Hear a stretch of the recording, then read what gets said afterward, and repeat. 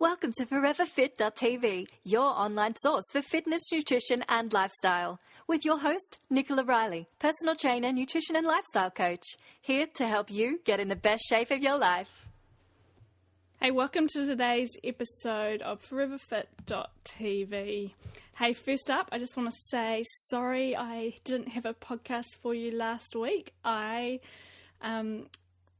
decided to take the week off and take my own wee little advice, and just like I do with the training and with the online gym and things, I try and get away every sort of 5 weeks and take time out. And I found this is a really good method for me in terms of just able to stick to things, going in 5-week blocks, take some time out and then go at it again.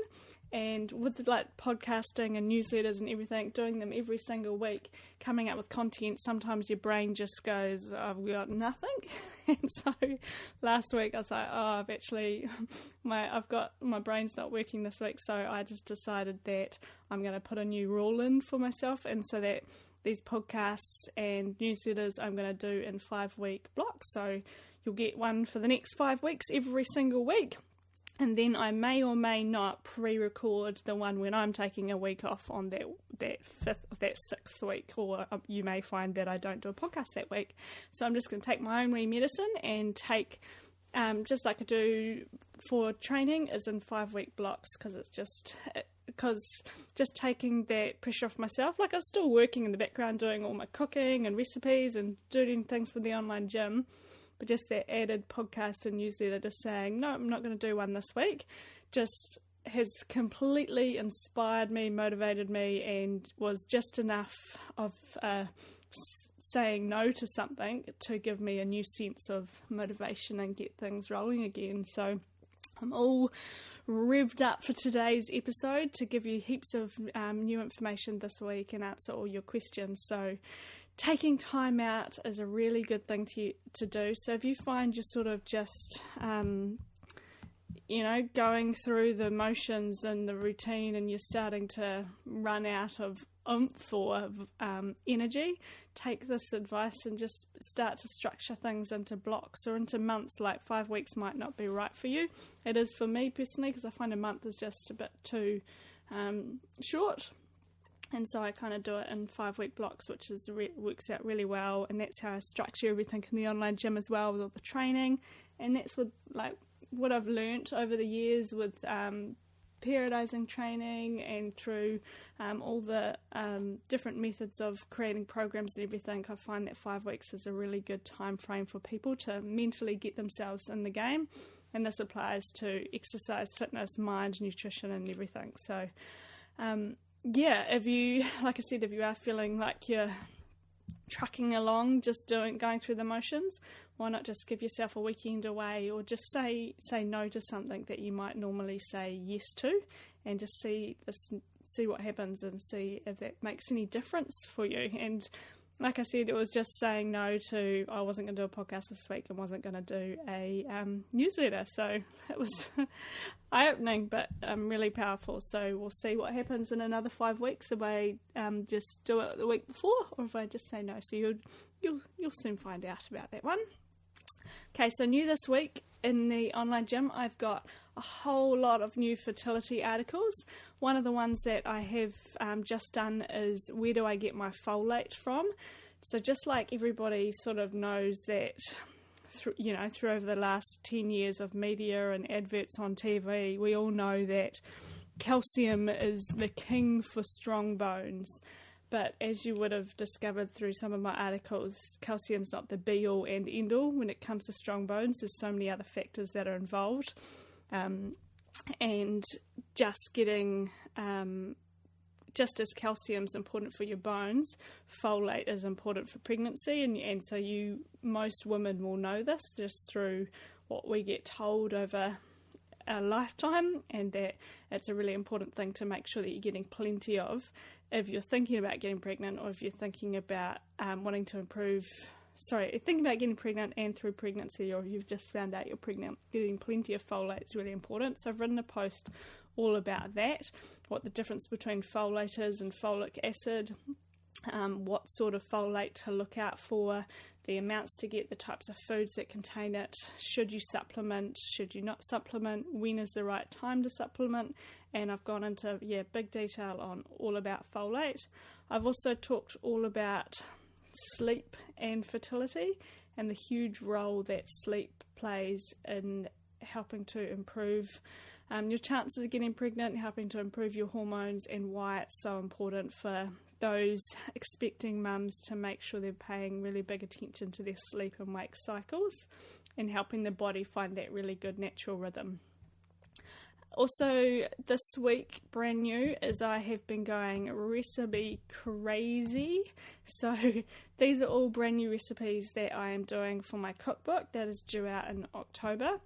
And with this cookbook, I'm giving myself these timelines. So I've worked it out that I want it to be ready end of October. So that means I've got all of this month of July to be doing all the cooking. So all the cooking is happening this month, and it all happens in and around the groceries that turn up. So some days I do loads of recipes, and some days we're out. So it's all trying to get as much as I can get created in this month, and then all of August I'll be spending putting the book together and making it look all good. So this month, as you know, these recipes I'm putting straight into the online gym, so you can get them now if you don't want to wait till October.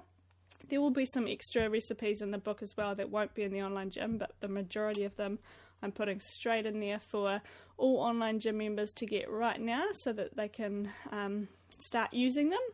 And then there'll be that hard copy book, because I know personally I love collecting recipe books, and I love having my shelf with all my recipe books in there, and I find it quite a relaxing thing to do, to sit down with a really beautiful recipe book and flick through the pages with a cup of herbal tea, and usually on a Sunday or a Saturday afternoon, and just get inspired. So there is huge power in hard copy books, and that's why I really want to create this, because there's nothing like flicking through a book and touching and feeling it. So hopefully pull that off and it all comes through. But yeah, there's lots of recipes that I'm creating this month, so make sure you check them out and you can see what will be coming out in that recipe book. Other things I've been doing is also been creating a whole lot of FDN articles and information for the online gym. So this is functional diagnostic nutrition information, and this is a whole new category that's to this inside the online gym, and this has got heaps of articles all about autoimmune diets, some menus in there for autoimmune people who've got an autoimmune conditioning, wanting to heal their gut and get themselves healthy. I've also got like the autoimmune diet isn't just about someone who's got a condition. It can be for somebody who's just wanting to do a cleanse and get themselves feeling really good. And so there's all the menus in there for that, what sort of foods to avoid, what foods to eat more of. There's also articles on the type of exercise to do with an autoimmune protocol, and then information on your hormones, and on what else have I done? Like, what is leaky gut, how leaky gut affects your hormones.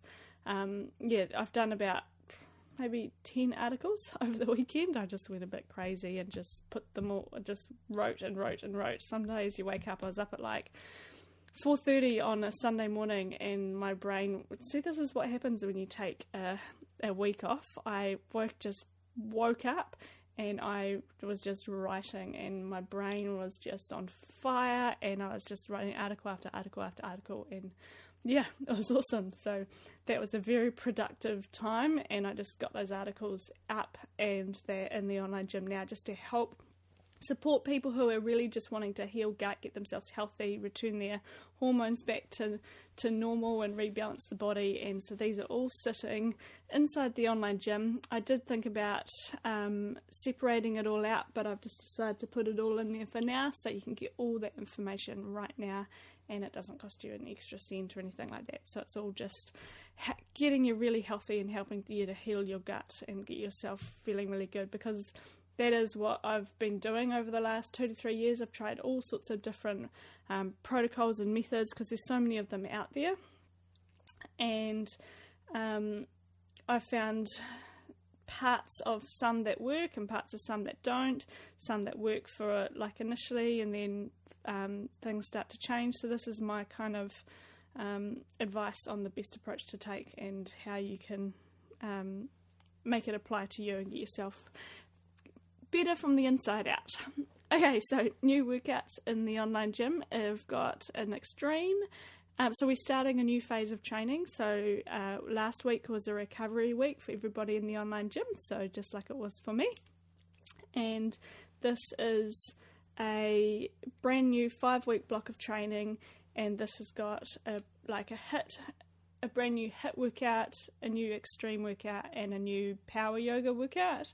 And so we filmed the power yoga workout at Whangamata Beach, which is just the perfect backdrop. So whenever we're there, I try and take advantage of the stunning backdrop and the beautiful location. So you've got that view to look at when you do your power yoga. And then the HIIT workout is like no equipment, real short and sharp, fun, really fun moves that are quite dynamic and getting the body working. And then your good old extreme, using some intense weights and getting the old heart rate up and getting the body strong. So that is what is on the cards for this week for all online gym members. You can, of course, be following the schedule that I've created. So we've got some sprints and interval training in there, and also your endurance training on your Saturday as well, along with active recovery, some mobility work. So I do those weekly schedules every week just to help you find a path to go on each week, and I post them up usually on a Saturday or a Sunday morning so that you can get all prepared for the week ahead. The other thing as well is that you can, for a lot of people, internet can be slow at certain times, so this is a great thing because on a Sunday evening people get their weekly schedule up ahead, their brand new workouts, and they can just simply download them to their desktop along with the weekly schedule PDF, and then a lot of people are like putting that up on their fridge, and they've got those workouts downloaded, and then they're straight into it the week, and it's just a really good way to get motivated each Sunday for the week ahead. And along with getting all the information, you can kind of set yourself up in the right frame of mind. I find Sunday's a really good day to set myself some goals for the week and to goal set and do some journaling and just work out what I've done right this week and what I haven't done right, and just write things down. And I talked about this not too long ago, just like journaling and how important it is. And a lot of people find it really hard. Like I personally found it quite a big ask to go from not journaling and then going, what on earth do I write down? I don't know how to do this. And I started very simple with just really basic sentences and writing down like what my goals are, and then just repeating that each day. And then gradually over time it's just become a really natural habit for me to do that. If I miss doing it during the week, I don't beat myself up about it. I try and journal once a day, and if I don't do it in the morning, I do it in my diary at the end of the day, and I just write down a couple of sentences about what was good today, what was done today, how did I feel today, did I get things right today. And then if I haven't done that during the week, then I'll have a really big one on a Sunday and just write lots of things down and just what I want to achieve in the coming week. So don't overcomplicate it if you are wanting to try it, because that's something we do for everything. We overcomplicate everything. And so one of my biggest saying is JFDI. So just do it, and do it in a way that works for you, and you'll find huge benefits in doing it. And it just takes all that mental chatter out of your brain and gives you some really good clarity. So try it out. I dare you to. This week on foreverfit.tv, so the main website, I've done some real foodie interviews. So I interviewed Kim Renshaw from the Smoothie Club. You've heard me talk about her before. And she answers all these juicy questions about her philosophy around food and exercise and what her day looks like on a plate. Then also interviewed Sarah Tanner, who is also another blogger, and she's answered similar questions and leading us into her Sarah Tanner's Inspired Living blog and philosophy, and she just answers the questions all really beautifully and gives us a wee insight into her philosophies as well. And I'm doing a whole series of real foodie interviews, so keep an eye out for them, because I love just being able to share people that I think are really inspiring and doing great things out there. So if you know anyone who you think that I should interview, or you are somebody who would fit in with these real foodie interviews, just get in touch with me, and that would be really cool, because I'd love to interview. And then I've done an interview with fabulous Felicity Clark, who opened the Fitness Shed down in Waitangi. And she's such a cool story. I love what she has done and the lives she's changing with her, the fitness shed down there. She's converted like an old cow shed and put down all this fake grass outside, and the photos are just awesome. So make sure you check out that post that I've done about Felicity Clark's journey and what she's up to now over there. So right now, on what's happening is I'm getting all prepped up for this online yoga retreat, and so this week for me is doing a lot of part of this meditation retreat. This online yoga retreat is daily meditations, so I'm recording a lot of those at the moment, and so those are going to be something that you download daily and have a meditation for you to listen to. And it's a guided meditation, so if you've never tried meditation or you're wanting to give it a go, then this is why this online yoga retreat is going to be so special, because you do a daily meditation as well as your yoga, and then you get all your cleansing food as well. So very, very cool, and I can't wait for that. So that's August 11th that kicks off, and so just doing the prep for that now. And yeah, check out all the new recipes on foreverfit.tv as well. I've got an awesome vitamin A, like sunflower seed coconut slice that Sarah Tanner has given us to share on the site, and that's really simple to make, great for kids' lunches and your lunch or a snack throughout the day. And then a really good roast lemon chicken recipe, nice and simple. I'm starting to do midweek meal ideas in the online gym, not on the online gym, on foreverfit.tv, and this is where once a week I'm doing a really simple, fast meal for you to prepare for the family, but it's going to give you plenty of leftovers for your lunch the next day, because this is where people fall out, is they simply don't know what to cook, and then they're not cooking enough to be able to take for lunch the next day, or they're trying to work out how to make it cost effective. And so I'm trying to give you ideas of how to do this, and so these are what these recipes are based around each week when I put them up. Okay, so for today's topic, I am talking all about sugar and what sugar is and what this means to us, and is it something that is really that bad for us. So it's a topic that is massive at the moment, and you don't need to look very far to know that we are bombarded by sugar, and there is massive I quit sugar programs and detoxes out there. I want to say names, but I'm not going to say names. So there's heaps of I quit sugar books and websites, and there's people out there talking about sugar being the devil, and why is it and it's to be blamed for everything that's wrong in the world today. So this podcast I want to explain a bit more about sugar and whether or not it's good or bad for us.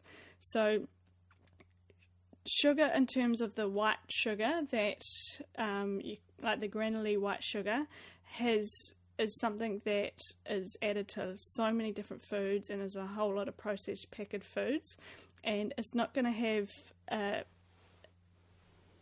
a lot of people confuse this with fruit, for example. So one of the biggest problems is that people are confused with the different forms of sugar.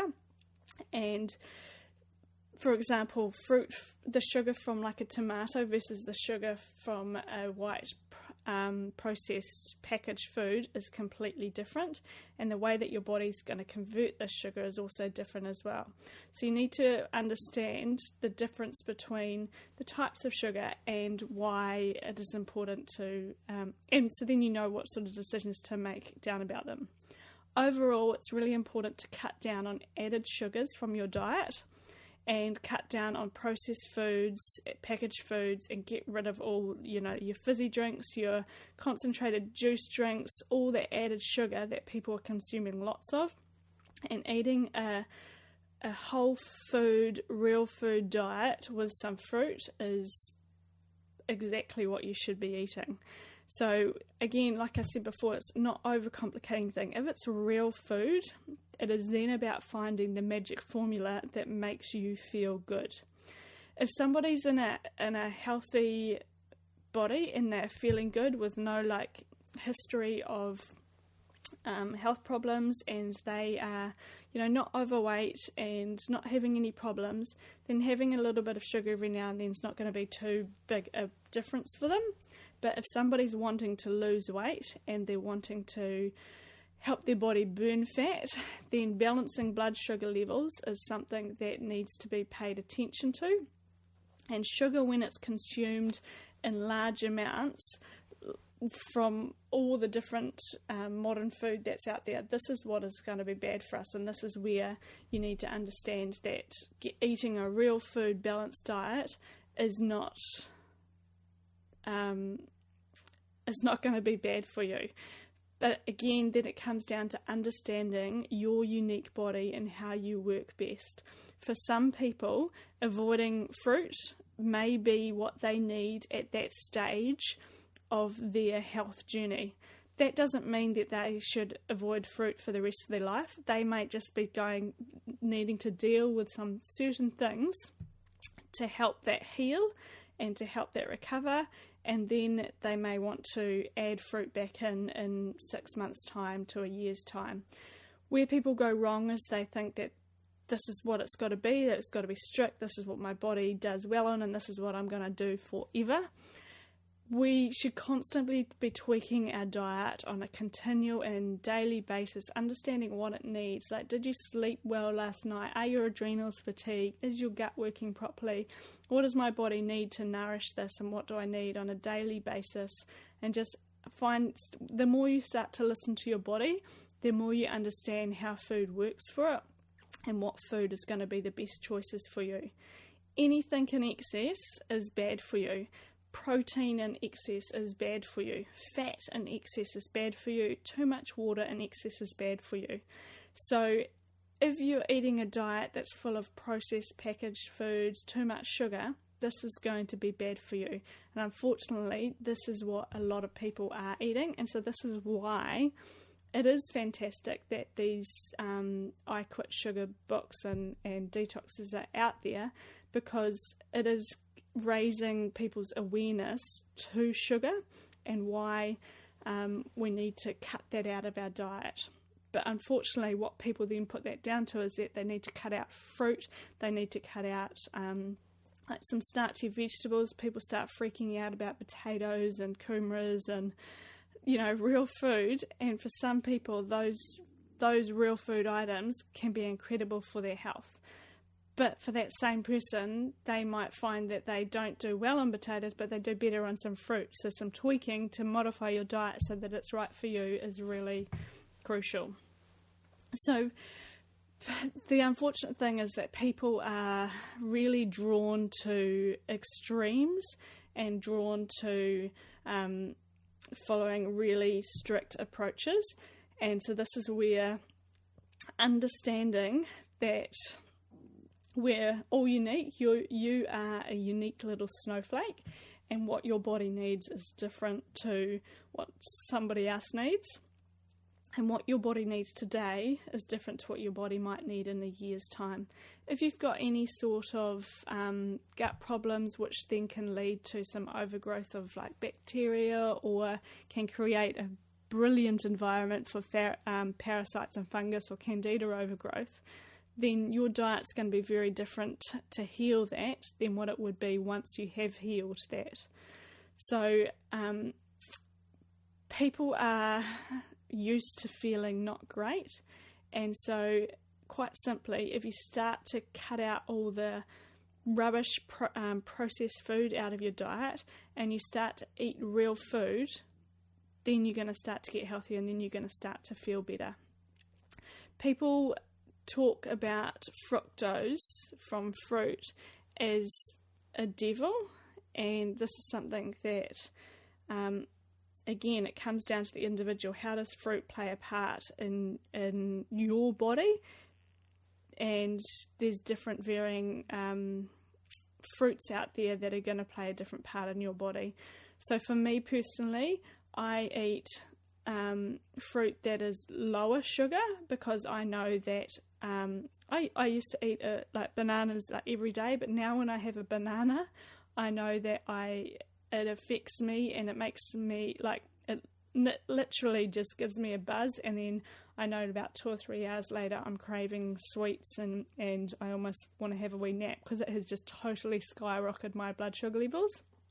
But I could eat apples, pears, oranges, berries all day, because they don't affect my blood sugar levels and they keep me really stable. And so for me, those types of fruits are really good for me, and they make me feel amazing, and having them in my day is just a really great addition to the rest of my diet.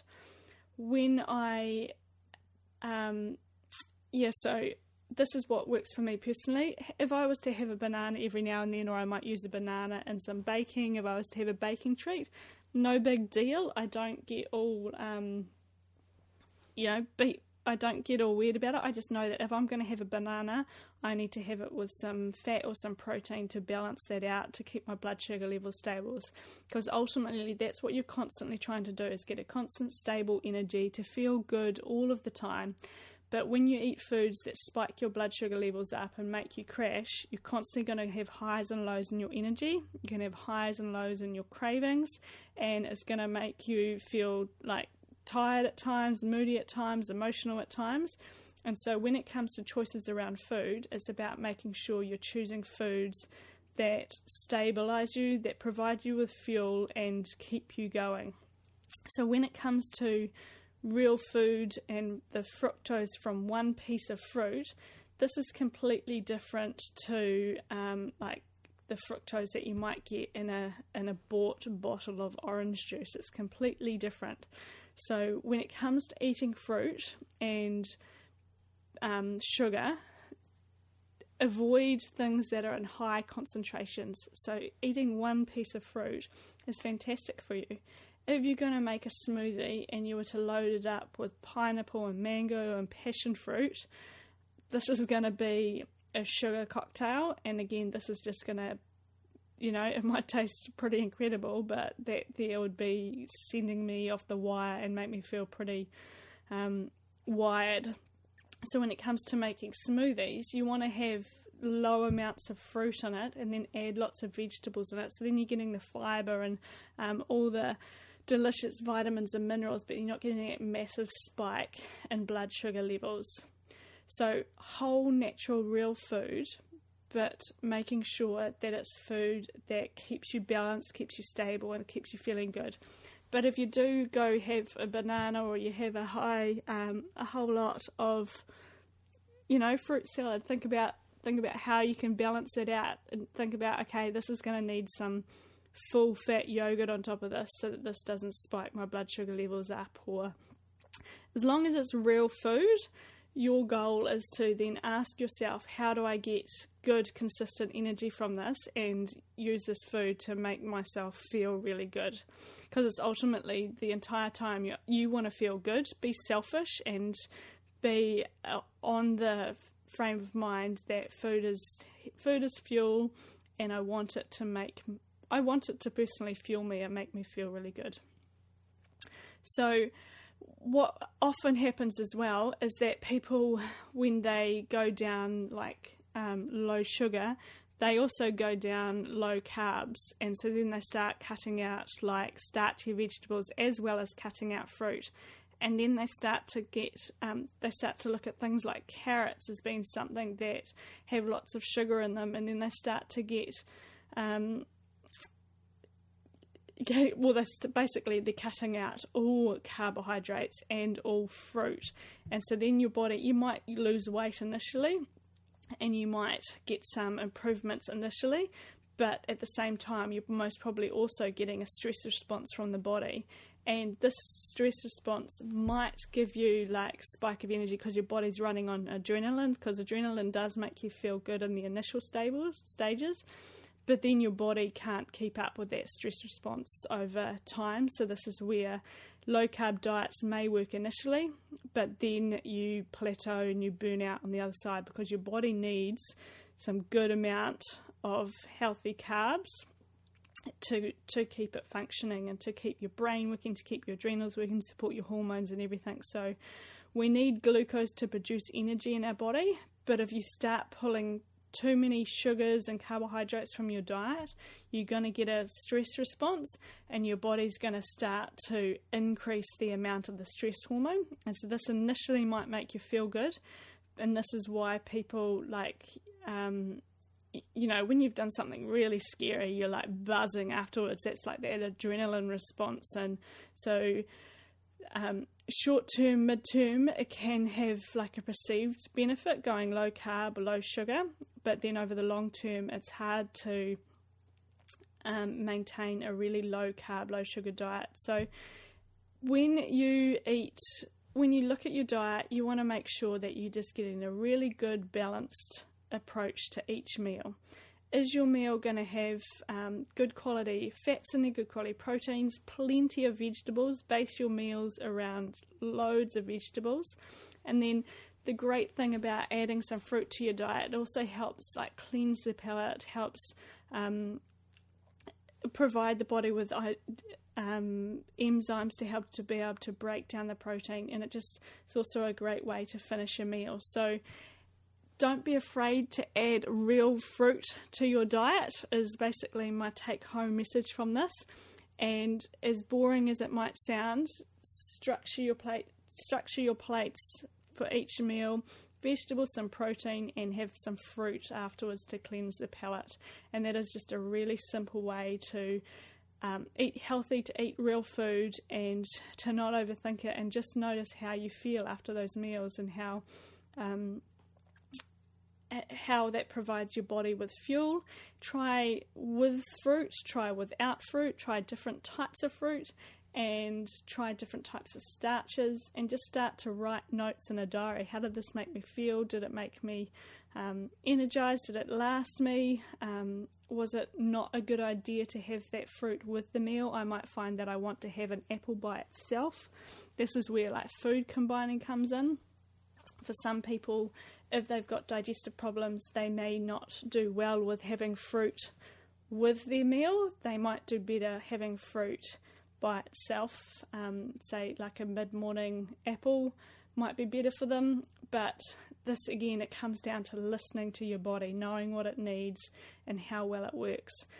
So sugar, to summarize all of that, sugar isn't the complete devil that it's made out to be. Processed packaged foods and foods high in sugar, most definitely, and you want to make sure that you get all of those out of your diet, and you eat a real food diet that provides your body with nutrients that it needs.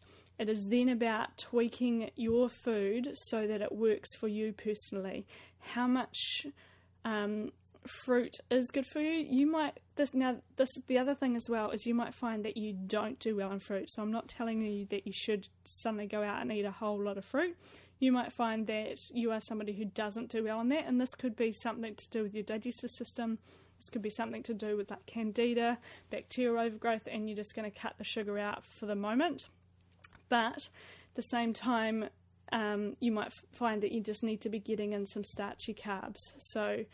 Or you might switch them over. You might get the fruit instead of the starchy carbs, or you might be able to do both. So it is a combination, and it's about finding out what works for you. So tweak things, and instead of listening to all of the hype and picking up the next book, start to listen to your body. Start to ask questions about how I can give my body the food and the fuel that it needs, and how did that last meal make me feel. And so, like for example, for breakfast, I'll have a huge half a bowl of vegetables with some like leftover meat, a couple of eggs, and then I'll have an orange to finish off that breakfast. Lunch would be like a similar sort of style for me, different protein source, different vegetables, and then I might have an apple. And then dinner would be like berries after that for like dessert. So this is something that's really working for me at the moment. And and then sometimes I'll add in some starchy vegetables in there when I need it and when I want it. So that is today's episode in a nutshell. I hope that was insightful and you got lots of information out of that. And please, if you've got any questions about that, don't hesitate to get in touch with me. Otherwise, make sure you sign up to the newsletter, and I shall see you soon for your next episode. The materials and content in this podcast are there to educate and to inform. There is no substitute for professional care by a doctor or other qualified medical professional. This podcast is provided on the understanding that it does not constitute medical or other professional advice or services. Instead, I encourage you to discuss your options with your healthcare provider who knows your condition and your health history. Guests who speak on this podcast express their own opinions, experience, and conclusions. Nicola Riley encourages you to make your own healthcare decisions based on your research and in partnership with your qualified healthcare professional.